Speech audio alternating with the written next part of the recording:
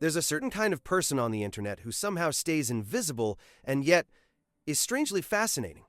It's that person who simply doesn't show up. No selfies, no New Year's party photos, no vacation dumps, not even a "good morning everyone" post. Their profile is clean. Their bio is minimal. Their profile picture is either a sunset, a drawing, or a random dog. And while everyone else is busy choosing filters, testing angles, retaking the same photo 20 times, picking the perfect caption and asking, "Should I post this?" This person is just living their life quietly, as if social media were nothing more than an optional accessory of the century. We all know someone like this, and if you don't, there's a good chance it might be you.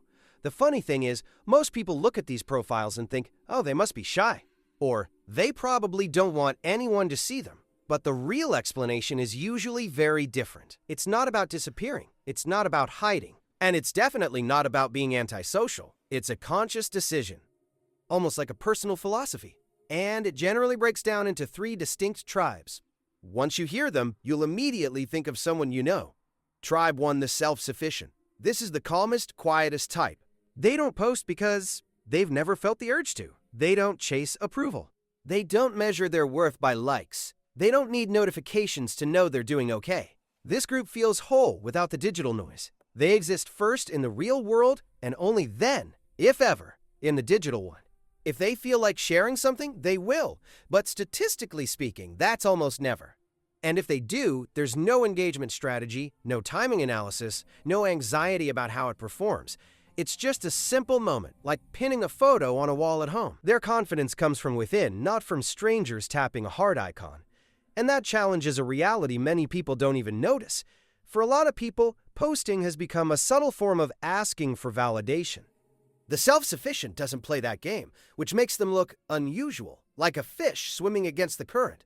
Tribe 2, the judgment dodger. This one has a different energy. It's not that they dislike being seen. It's that being seen has become way more complicated than it used to be.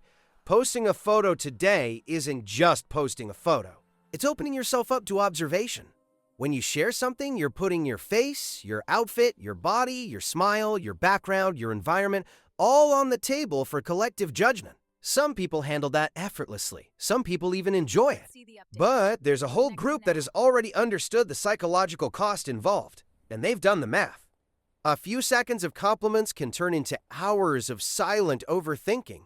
Hours spent wondering, who viewed it? Who didn't? Why did that person like it? Why did that other person not react? Was it weird? Did I look awkward? Are people talking behind my back? They're not being dramatic. They're protecting their peace. They're not avoiding posting because they hate attention. They're avoiding it because they realized inner calm is worth more than digital applause. It's emotional budgeting. Tribe 3, the authenticity architect. This is the more philosophical tribe. They don't post because they notice a hidden side effect of modern exposure. When you start recording everything to share, you stop living the moment and start producing it. The photo stops being a memory and becomes a performance. Travel stops being a break and becomes content. A night out stops being fun and becomes a showcase. Suddenly, questions that never existed before appear. Does this look good? Is this aesthetic enough? Does this match my feed? This type looks at all that and thinks, I'd rather live it than document it. They want stories, not analytics. They want memories in their mind, not in their camera roll.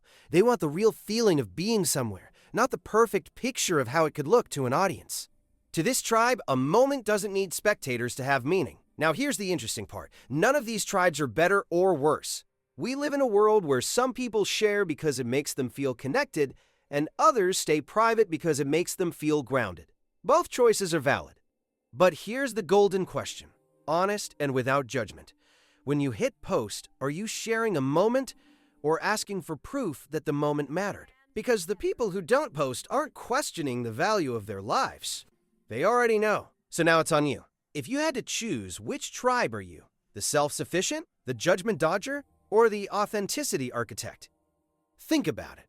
And if you enjoy psychology, behavior, and reflections that make you rethink your habits, stick around. The game of understanding the mind is endless, and the more you learn, the more freedom you gain, both online and offline.